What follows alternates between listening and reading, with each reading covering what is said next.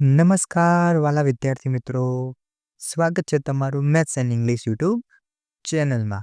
આજે આપણે ધોરણ 7ના અસાઇનમેન્ટમાંથી ગણિત વિષયમાં પ્રશ્ન નંબર 3 અને દાખલા નંબર 3નું સોલ્યુશન કરવાના છીએ. બાળકો, જો તમે હજુ સુધી અમારી યુટ્યુબ ચેનલ મેથ્સ એન્ડ ઇંગ્લિશને સબસ્ક્રાઇબ ન કરી હોય તો અત્યારે જ અમારી ચેનલને સબસ્ક્રાઇબ કરી દેજો અને હા, આ વિડીયોને લાઈક કરવાનું પણ ભૂલતા નહીં. તો ચાલો વિડીયોની શરૂઆત કરીએ. દાખલા નંબર 1, એક માળી 21 મીટર વ્યાસવાળા બાગને ફરતેથી બંધ કરવા માગે છે. જો તે દોરડાને બાગ ફરતે 2 વાર ફેરવવા માંગતો હોય તો દોરડાની લંબાઈ શોધો. જો દોરડાની કિંમત 1 મીટરના 4 રૂપિયા હોય તો જરૂરી દોરડાની કિંમત શોધો. જો વિદ્યાર્થી મિત્રો જવાબ જોઈએ, આપણને વ્યાસ આપેલો છે 21 મીટર અને આપણે શોધવાનું છે દોરડાની લંબાઈ. હવે એક વર્તુળાકાર બાગ છે. તમે અહીં જોઈ શકો છો, આ એક વર્તુળાકાર બાગ છે. હવે આ બાગની ફરતે એટલે કે જો કોઈ પણ એક બિંદુ લઈએ, ધારો કે આ લઈ લઈએ આ પોઈન્ટ, તો આટલેથી ફરતે એટલે કે એનું જે આ પથ છે કિનારી, તેની ઉપર આપણે 2 વાર દોરડું બાંધવાનું છે. કેટલી વાર? 2 વાર. જે એની કિનારી છે એની ઉપર 2 વાર આપણે દોરડું બાંધવાનું છે. તો આપણને ખબર છે કે કોઈ પણ વર્તુળ હોય અને એની કિનારી ઉપરનું જ્યારે માપ શોધવાની વાત હોય તો હંમેશા આપણે આ વર્તુળનો પરિઘ શોધવો પડે. હવે જુઓ, આપણે અહીં લખ્યું છે કે જરૂરી દોરડાની લંબાઈ 2 ગુણ્યા બાગનો પરિઘ. કેમ આવું લખ્યું? કારણ કે જો એકવાર શોધવાનું કહે તો આપણે બાગનો પરિઘ ખાલી લખી શકીએ, પરંતુ અહીં આપણને 2 વાર દોરડું બાંધવાનું છે. કેટલી વાર બાંધવાનું છે? 2 વાર. એટલે બાગના પરિઘને 2 વડે ગુણવો પડે. તો ચલો 2 એમના એમ. હવે બાગના પરિઘના આપણી પાસે બાગનો પરિઘ, બાગ છે વર્તુળાકારનો, એટલે વર્તુળના પરિઘના આપણી પાસે 2 સૂત્રો છે. એક સૂત્ર છે 2πr, જ્યાં r ત્રિજ્યા છે, અને બીજું સૂત્ર છે πd, જ્યાં d છે એ વ્યાસ છે. તો જો આપણને દાખલામાં વ્યાસ આપેલો છે તો આપણે જે બીજું સૂત્ર છે πd વાળું તે મૂકશું. તો બાગનો પરિઘ બરાબર πd મૂક્યા અને 2 તો હતા જ ગુણાકારમાં. ચલો ત્યારબાદ 2 એમના એમ. પાયની કિંમત આપણને ખબર છે 22/7 અને d આપેલો છે 21 મીટર. તો હવે સાદુરૂપ આપીએ, 7 તરી 21 થઈ જશે, 2 તરી થઈ જશે 6 અને ગુણાકારમાં છે 22. તો આપણે ગુણાકાર કરીએ 22 ગુણ્યા 6. તો જુઓ 6 દુ 12, તો 12નો બગડો વધી આવશે 1. 6 દુ 12, 12 ને 1 થઈ જશે 13. તો આપણે જો ગુણાકારનો જવાબ આવ્યો 132 મીટર, તો તે આપણે લખી દીધું 132 મીટર. તો જુઓ, જે પહેલો પ્રશ્ન હતો દોરડાની લંબાઈ, તો તેનો જવાબ આપણને મળી ગયો 132 મીટર. ત્યારબાદ બીજો પ્રશ્ન શું કીધો હતો? તો કે દોરડાની કિંમત 1 મીટરના 4 રૂપિયા હોય તો જરૂરી દોરડાની કિંમત શોધો. તો હવે આપણને દોરડાની કિંમત શોધવાની છે. તો ચાલો તેની ગણતરી કરીએ. જુઓ વિદ્યાર્થી મિત્રો, હવે 1 મીટર દોરડાની લંબાઈ હોય તો તેના આપણે 4 રૂપિયા આપવાનો. તો હવે આપણી પાસે ટોટલ કેટલું છે? તો કે 132 મીટર છે. તો 132 મીટર દોરડું લઈએ તો કેટલા રૂપિયા? તો ચલો 132 ગુણ્યા 4. તો આપણે 132 ગુણ્યા 4 કરીએ તો 132 ગુણ્યા 4. તો 4 દુ 8, 4 તરી 12, 12નો બગડો વધી આવી 1, 4 એકા 4 ને 1 5. તો આપણને જવાબ મળશે 528 રૂપિયા. તો જે બીજો પ્રશ્ન હતો કે દોરડાની આપણે કિંમત શોધવાની હતી, તો તેનો જવાબ આવશે 528 રૂપિયા. ત્યારબાદ દાખલા નંબર 2, 1.5 મીટર વ્યાસવાળા વર્તુળાકાર ટેબલ ક્લોથની કિનારી પર રમા લેસ મૂકવા માગે છે. જરૂરી લેસની લંબાઈ શોધો અને જો 1 મીટર લેસના 15 રૂપિયા હોય તો તેની કિંમત પણ શોધો. જો અહીં પણ શું કીધું છે?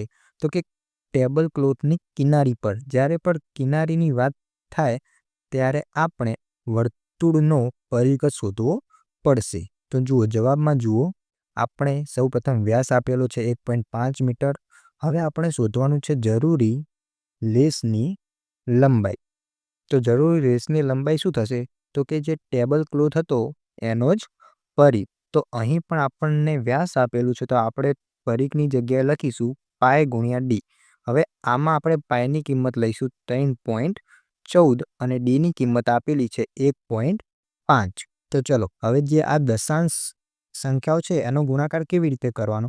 તો જુઓ 3.14 છે તો આ જો પોઈન્ટ દૂર કરીએ તો ભાગાકારમાં આટલે આવશે 100. જ્યારે પોઈન્ટ દૂર કરીશું ત્યારે અને આટલે આવશે 10. હવે સાદો ગુણાકાર કરી લઈએ 314 ગુણ્યા 15નો. ચલો સૌ પ્રથમ આવશે 0, 4 એકા 4, 1 એકા 1 ને 3 એકા 3. ત્યારબાદ પ્લસ 5 ચોક 20ની 0 વધી આવશે 2, 5 એકા 5, 6, 7, 5 તરી થઈ જશે 15. હવે સરવાળો કરીએ, આ 0 થઈ જશે, આ 11નો એકડો વધી આવશે 1, 5, 6 ને 7 અને 3 ને 1, 4.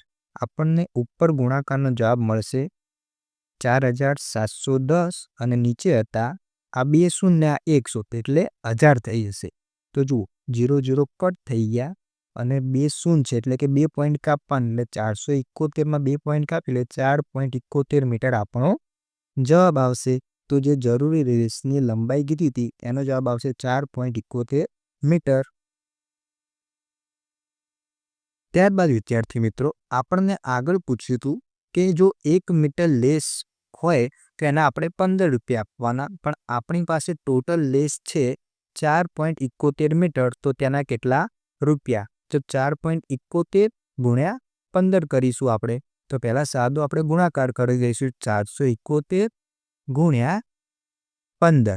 તો ચલો સૌ પ્રથમ શું આવશે? 1 એકા 1, 7 એકા 7 ને 4 એકા 4. ત્યારબાદ પ્લસ 5 એકા 5, 7 પચા 35નો પાંચડો વધી આવી 3, 5 ચોક 20, 20 ને 3 23. ત્યારબાદ સરવાળો કરીએ 5 ને 0 5, 5 ને 1 6, 7 ને 3 10ની 0 વધી આવી 1, 4 ને 1 5 અને 2 7. તો આપણને જવાબ મળશે 7065. અને જુઓ અહીં 2 પોઈન્ટ કાપેલા હતા એટલે પણ જવાબમાં પણ આપણે કેટલા પોઈન્ટ કાપવાના? 2 એટલે 70.65 રૂપિયા આપણો જવાબ હશે.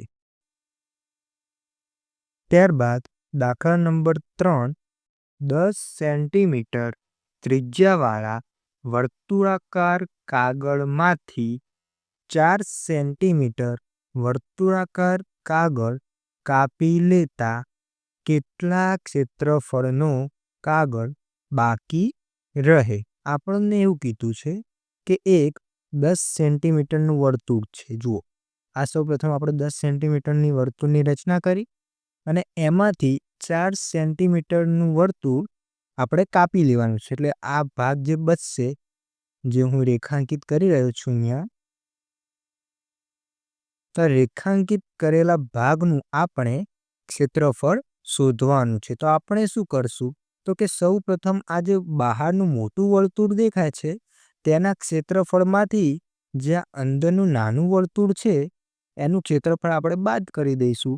તો આપણને આ બાકીના ભાગનું ક્ષેત્રફળ મળી જશે. તો જુઓ જવાબ, સૌ પ્રથમ આપણે મોટા વર્તુળની ત્રિજ્યા આપેલી છે 10 સેમી અને નાના વર્તુળની ત્રિજ્યા આપી છે 4 સેન્ટીમીટર. તો અહીં R1 બરાબર 10 સેમી અને R2 બરાબર 4 સેમી આપણે લખી દીધા. ચલો હવે બાકી રહેલ કાગળનું ક્ષેત્રફળ તો આપણે શું કરવાનું? તો કે મોટા વર્તુળનું ક્ષેત્રફળ ઓછા નાના વર્તુળનું ક્ષેત્રફળ. તો મોટા વર્તુળનું ક્ષેત્રફળ છે તો બંને વર્તુળ જ છે તો વર્તુળનું ક્ષેત્રફળનું સૂત્ર શું થાય? પાઈ આર સ્ક્વેર. પણ અહીં આપણે મોટા વર્તુળનું શોધીએ છીએ એટલે આરની જગ્યાએ શું આવશે? R1 આવશે. તેવી જ રીતે નાના વર્તુળના ક્ષેત્રફળમાં પાઈ R2નો વર્ગ. હવે જુઓ વિદ્યાર્થી મિત્રો, અહીં પાઈ અને અહીં પણ પાઈ, આ બંને પાઈને આપણે સામાન્ય બહાર લઈ લઈએ તો અંદર કૌંસમાં શું હશે? જુઓ અહીંથી પાઈ બહાર આવી ગયો તો અંદર વધ્યા R1નો સ્ક્વેર ઓછા અહીં વધ્યા R2નો સ્ક્વેર. ત્યારબાદ હવે આમાં આપણે પાઈ R1 અને R2ની કિંમત મૂકીએ. તો જુઓ વિદ્યાર્થી મિત્રો, પાઈની જગ્યાએ આપણે કિંમત મૂકીએ છીએ 22/7. R1 આપણને આપેલા છે 10, એટલે R1નો સ્ક્વેર કરવાનો છે, એટલે અહીં આપણે લખશું 10નો વર્ગ ઓછા R2 આપેલા છે 4, એટલે અહીં આપણે લખશું 4નો વર્ગ. ત્યારબાદ 22/7 એમના એમ રાખીશું. કૌંસમાં 10નો વર્ગ આપણને ખબર છે 100 મળે અને 4નો વર્ગ 16 મળશે, એટલે 100 ઓછા 16. ત્યારબાદ 22/7 એમના એમ. હવે જે 100 ઓછા 16 છે તેનો જવાબ આવશે 84. આપણે 100માંથી 16 બાદ કરશું એટલે આપણને 84 મળશે. ત્યારબાદ જુઓ વિદ્યાર્થી મિત્રો, અહીં 12 સીતા અને 84 કટ થઈ જશે, એટલે હવે આપણે 22 ગુણ્યા 12 કરવાના રહેશે. તો આપણે કરીએ 22 ગુણ્યા 12. તો સૌ પ્રથમ એક શૂન્ય મૂકીશું, ત્યારબાદ 1 દુ થશે, 1 દુ થશે, ત્યારબાદ પ્લસ 2 દુ આપણને 4 મળશે, 2 દુ 4 મળશે. ત્યારબાદ આ બંનેનો આપણે સરવાળો કરીએ. 0 વત્તા 4 એટલે કે 4, 2 વત્તા 4 એટલે કે 6 અને 2 ના 2, એટલે આપણો ફાઇનલ જવાબ આવશે 264 સેમીનો સ્ક્વેર. તો જે કાગળ બાકી રહેતું હતું તેનું ક્ષેત્રફળ કેટલું આવશે? 264 સેન્ટીમીટરનો વર્ગ. ત્યારબાદ દાખલા નંબર 4, 2.8 મીટર ત્રિજ્યાના વર્તુળાકાર ટેબલની ઉપરની સપાટીને પોલિશ કરાવવી છે. જો 1 મીટર સ્ક્વેર પોલિશ કરાવવાનો ખર્ચ 20 રૂપિયા હોય તો કેટલો ખર્ચ થાય? જવાબ જોઈએ. આપણને રકમમાં ત્રિજ્યા આપેલી છે, એટલે ત્રિજ્યા R બરાબર 2.8 મીટર આપણે સૌપ્રથમ લખી દઈશું. હવે જુઓ વિદ્યાર્થી મિત્રો, આપણને રકમમાં શું કીધું છે? વર્તુળાકાર ટેબલની ઉપરની સપાટી. અહીં કિનારી કે ચારે બાજુ કે તેની ફરતે એવો કોઈ પણ શબ્દ વાપર્યો નથી, અને અહીંથી પણ તમને ખબર પડી જાય. જુઓ, એકમ કયો આપેલો છે? મીટરનો સ્ક્વેર. તો મીટરનો સ્ક્વેર કોનો એકમ હોય? તો કે ક્ષેત્રફળનો. એટલે આપણે આમાં શું શોધવું પડશે? વર્તુળાકાર ટેબલનું ક્ષેત્રફળ. તો વર્તુળાકાર ટેબલનું ક્ષેત્રફળ બરાબર સૂત્ર શું છે? પાઈ આરનો સ્ક્વેર. હવે આપણે પાઈની કિંમત મૂકશું 22/7 અને આરની કિંમત આપેલી છે 2.8 અને એનો કરી દઈશું વર્ગ. ત્યારબાદ 22/7 એમના એમ લખશું. હવે 2.8નો વર્ગ છે. હવે જો વિદ્યાર્થી મિત્રો, આ લખ્યા આપણે 2.8. હવે આ દશાંશ છે, તો દશાંશને હું અપૂર્ણાંકમાં ફેરવી શકું છું. તો 2.8ને અપૂર્ણાંકમાં ફેરવીએ તો પહેલાં 28 લખી દઈએ, અને કેટલા પોઈન્ટ છે એટલે કાપેલા? તો 1 પોઈન્ટ છે, તો ભાગાકારમાં આવશે 10. તો જે 2.8 છે અને આપણે 28/10 લખી શકીએ. તો જુઓ, એવું જ કર્યું છે. આ 2.8ને 28/10 વખત લખ્યા અને એનો વર્ગ છે, એટલે 28/10 ગુણ્યા 28/10. હવે સાદુરૂપ આપીએ, 7 ચોક થઈ જશે 28, 22 ચોક 88 થશે, અને 88 ગુણ્યા 28 આપણે કરવાનો. તો આપણે કરીએ 88 ગુણ્યા 28. તો સૌ પ્રથમ નિયમ પ્રમાણે એક શૂન્ય આવશે, ત્યારબાદ 2 અઠા 16નો છગડો વધી આવી 1, 2 અઠા 16 ને 1 17 મળી જશે. ત્યારબાદ પ્લસ 88 ને 64નો ચોગડો વધી આવશે 6, ત્યારબાદ 88 64, 64 ને 6 થઈ જશે 70, એટલે આટલે આવશે 70. ત્યારબાદ આ બંનેનો આપણે હવે સરવાળો કરી દઈશું. 0 વત્તા 4 4, 6 વત્તા 0 6, 7 ને 7 14, વધી આવી 1, 1 ને 1 મળી જશે 2. તો આપણો જવાબ આવ્યો 2464. આટલે લખી દીધું. હવે જુઓ, ભાગાકારમાં 1 શૂન્ય આયરી અને 1 શૂન્ય આયરી, એટલે 2 શૂન્ય ભેગી મળશે અને 100 બનાવશે, અને 100ના આપણે 2 પોઈન્ટ કાપવા પડશે. એટલે 2464માં 2 પોઈન્ટ કાપીએ તો જુઓ, 1 પોઈન્ટ આટલે કપાશે, બીજો પોઈન્ટ આટલે, એટલે પોઈન્ટ આવશે આયર્યો. તો જુઓ, જવાબમાં આવશે 24.64 મીટરનો સ્ક્વેર.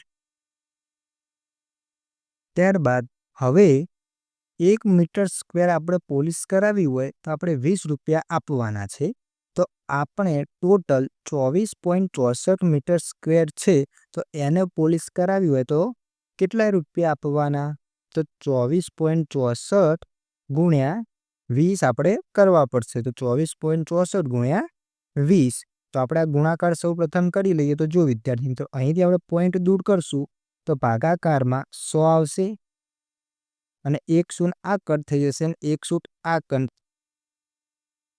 આ બંને શૂન્ય કટ થઈ જશે. તો જુઓ 2464 ગુણ્યા 2 કરવાના, તો આપણે કરી લઈએ 2464 ગુણ્યા 2. તો જુઓ 4 દુ 8 મળશે, 6 દુ 12 બગડો, વધ્યા 1, 4 દુ 8 ને 1 9 અને 2 દુ 4 અને છેદમાં 1 શૂન્ય હતી એટલે હજુ આ સંખ્યામાંથી આપણે 1 પોઈન્ટ કાપવાનો. તો પોઈન્ટ આટલે કપાશે 1 એટલે આપણો ફાઇનલ જવાબ આવશે 492.8. જુઓ આટલે લખેલું છે 492.8 રૂપિયા. તો વિદ્યાર્થી મિત્રો, અહીં આપણા અસાઇનમેન્ટમાંથી પ્રશ્ન નંબર 3 ના તમામ દાખલાઓનું સોલ્યુશન પૂર્ણ થાય છે. ધન્યવાદ.